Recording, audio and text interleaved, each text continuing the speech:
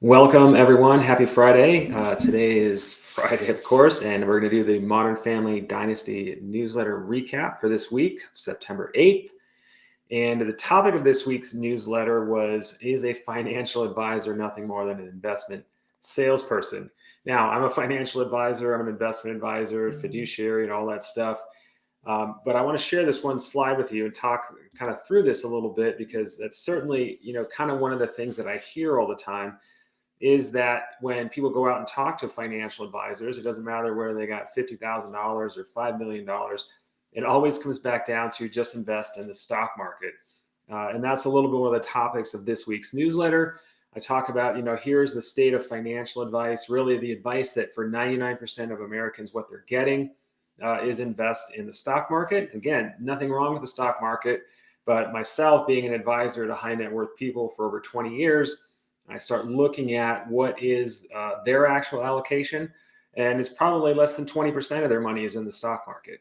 And certainly that's not where most of their wealth is made.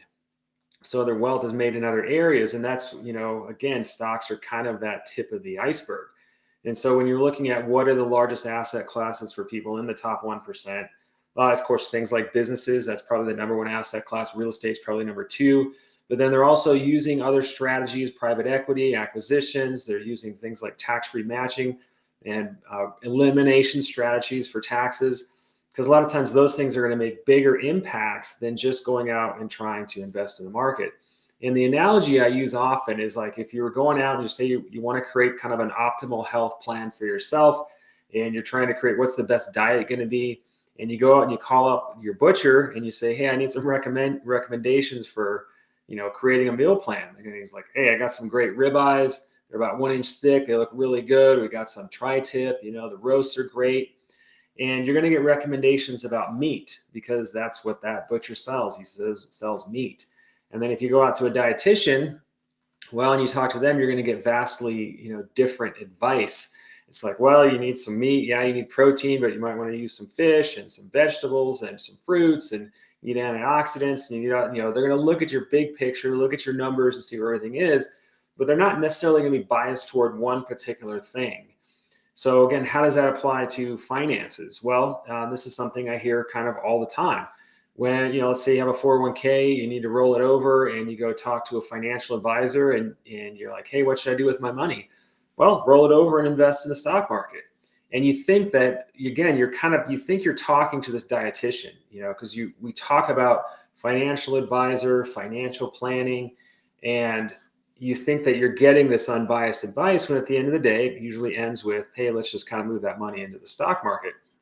So it's better to have kind of a broader perspective. And I always ask, clients or tell people, look, if you're talking to advisors, ask them what all do they sell? Do you have any other products you offer, besides investments? And how do you coordinate some of these other areas like we talk about in this iceberg right here that other people are using? Because there is a lot more out there. And I hear that kind of often from people that, hey, I get hit up once a week on LinkedIn from advisors trying to get me to move my money over to their investment strategy. And the reality of investment strategy is that when you're in the modern world as a financial advisor, you have, like for myself, I have access to any money manager in the country. And if clients come to me, I have access to everything from Goldman Sachs to the best ETF strategies, find it. We all do. That's just the way the model works. We have software. We go in, you talk to an advisor. We all have pretty much the same investment options available for clients. So then from there, it's really more looking about what's going to move the needle when it comes to growing your wealth. And very often it's not going to be the stuff that's the stock market. And that's why, we have this event in particular coming up. It's the 5 secrets strategies millionaires use to cut taxes by 50% and 5x their wealth. The reason I bring this event up, number one, you should attend, but it's because a lot of the results you can get sometimes are not based on stock market stuff. Sometimes it can just be cutting taxes. And I'm going to share some pretty exciting results and case studies I'll go over in a second. But if you attended part one, we had over 490 people attend part one. We're going to go into a deeper dive in some of those strategies. And if you haven't attended and you're just as your first time in it, that's okay. We're going to do a recap. There's still a bunch of information you're going to see there. And then you'll also get to see the deeper dive into some of these strategies. But when it comes to kind of combining this with the state of financial advice that I was just talking about, and you look at the impact of, like, these are some of the case studies we're going to go over on tax savings: $100,000 in tax savings, $350,000, $600,000, $800,000. I even have bigger ones. And some of these, came from people who went to the last event and learned strategies and are like, oh my gosh, because again, if you can go out and you can save a few $100,000 in taxes, you're never going to get a high enough rate of return to overcome what's lost in taxes. So a lot of times that should be the focus, instead of, hey, come over here and roll your 401k over here, roll your IRA over here. That's the IRA over there. It's not going to move the needle as much as some of these other strategies will. So if you're not registered for that event, make sure that you do check that out. And then as we got into I'm going to jump around the newsletter a little bit and go into really the other slide, which is the concept slide that I do at the end of every section of the Modern Family Dynasty newsletter. So, and because it's all kind of related together when you're talking about the investment salesperson idea, where most people are stock market, one income, paying max taxes, and that doesn't feel safe. So even people that have lots of money, they've accumulated lots of money, they're in that structure, it doesn't feel safe because there's so many things that can take you out. Markets can go up and down. They can go up and down sideways for a long time. Yes, there's growth to be had, but you want to set yourself up in a different way so that if it goes the wrong way on you, it's not going to take you out. And no matter how much we're taught to be unemotional about our money, when you see a 20, 30% dip, it's hard to not be emotional. A lot of times then people pull out, miss the recoveries, or you can just be in the wrong strategies, which, you're in a certain strategy or a certain niche in the markets, didn't go the way you need to. So having everything in the market, one income, paying the max taxes, obviously if you've seen my other stuff, what a big advocate I am of tax protection. Taxes can, just hammer your wealth, in a way that is mind blowing. So where you can be then is going to this strategy, this process that we call scaling wealth, where you're doing what do the people in the top 1% do, or if you're already in the top 1%, it's how do you take wealth to the next level that is going from 3 million to 5 million, 5 million to 10 million and beyond. And it's using strategies like, number one, deploying tax control and leverage. The tax side, I know I'm repeating myself here, but again, if you can go out and build strategies that not only eliminate taxes on the front end, but eliminate taxes on the back end, that can save, millions of dollars in what it can, not just tax savings, but the ability to retain that capital and create additional wealth with literally millions of dollars can go away to taxes. So then you start creating multiple incomes and assets, or multiple assets and income streams, all these areas of assets and income that aren't related, that don't move together, that go beyond the stock market.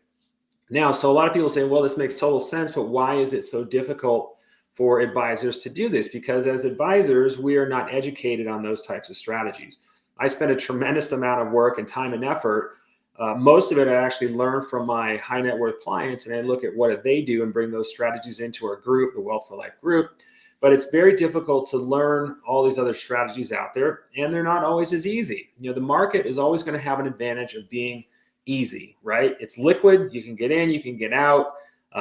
Anybody can do it. So that market access always has an advantage, but that doesn't always mean it's the best. So sometimes you have to spend a little more time and a little more research, but you can get a lot better results. I had a client recently talk to me, he was talking about working with a business broker to buy some businesses. And he's like, I can go out in the market and I can have a really good year without too much risk maybe, and I'm going to get 10%. But if I'm going out and buying businesses, because he has that skill set, he's going to get ROIs that are multiples of that. That's where you can 5X and 10X wealth. So looking at those types of strategies is very important. And that's one of the reasons that we've created the Wealth for Life group. So if you're not a member, I suggest you go and join. That's where we share a lot of this information in more detail, and a lot of the information from my high net worth clients. And also, I like to get a lot of feedback from members of the group, because so every time a member joins, I reach out to them. We do a one-on-one Zoom and just chat. It's kind of a networking chat. And to learn about, hey, what's missing? What do you see is missing in financial education? What are you not hearing about? What would you like to see more of? So we're really building this group around the things that you want that can help you be more successful and be wealthy. So if you're in the group yet and you haven't had a chance to chat one-on-one with me, just reach out, DM me on LinkedIn. And if you see those, and if you join the group, look forward to that as well. There's a lot of great resources. We put information in there about the events that we do all the time. There's usually events going on every month. and then all the resources. And there's certain things that I can't post just on LinkedIn that we post in the groups, because some of these strategies, quite frankly, particularly on the tax reduction side, are proprietary. And we don't want everyone in the world using these, because there are really appropriate for high income earners. And what happens when you get strategies out there and blow it all over the internet is people abuse it, and people take it, distort it, cause problems with it. So a lot of this stuff is held a little bit closer. That shouldn't surprise anyone. People always ask, do the wealthy do different things? Do the top 1% do different things? Yes, they absolutely do. Very different than following kind of mainstream advice. So make sure you go out there and you join the group. And now we'll kind of move on to the next section of the newsletter, where every week there's 4 sections. We go through a learning concept, a chart, productivity, and then the concept. We already covered the concept side and the learn side. So on the chart of the week is that the percentage of Congress, members of Congress that are over age 70 is at an all-time high. So it's reaching close to 25%, which is just amazing to me. And the median age, the average age of a member of Congress now is pushing over 60. That's gone up significantly over the last 40 years. And so you have these older members of Congress. They get very difficult to defeat because they're entrenched. They have their donor base. They have all their groups set up. And so then they go out, and because of seniority, they get on the top of all these committees. And so we as a country, when we're out there trying to solve real world problems, you have these people in here in their 60s, 70s, and beyond that aren't even familiar with some of the new things that are happening in the economy. The economy is moving fast. There's advances, there's technology, there's a lot of different things going on, and they just don't even understand or have the concepts there to look at that. Now, I'm not making blanket statements. My time in DC was, we were kind of working on the lobbying side, lobbying for some tax benefits and tax protections. And it was once said to me, it always stuck with me, one of the chief lobbyists for one of the largest financial companies in the world, he said about a third of the people here are out for their own self-interest. A third of them are clueless, and a third of them are trying to do good. So you don't know which ones are which a lot of the time. And I think that's certainly the way the system is. But the age, when people are, and if you have elderly parents or grandparents and you think about trying to have them set policy for the country, it doesn't, instill a lot of confidence. I don't know how we change that. Term limits would be great. Age limits would be great, but I'm not sure I see that happening anytime soon. But it's important to think about in the terms of context of finance and everything else. So let's go to the last section, which was my favorite section of the week, which is my productivity section. And I started using this standing rolling workstation. I'm from Arizona. Normally I live in the valley where the desert has been, a scorching heat fest this summer. And we have a place up in the mountains. So I've been here up in the mountains for the last couple of months. And it's been wonderful. And I have this rolling workstation that holds my whole computer, my whole desktop system that I'm on right now. I can roll it right outside, sit on the deck, or stand on the deck and work out in the outside. And I highly recommend this. This has been a great little product. It's a lot of fun to get outside, get fresh air, still be working, looking around at the pretty trees in the mountains.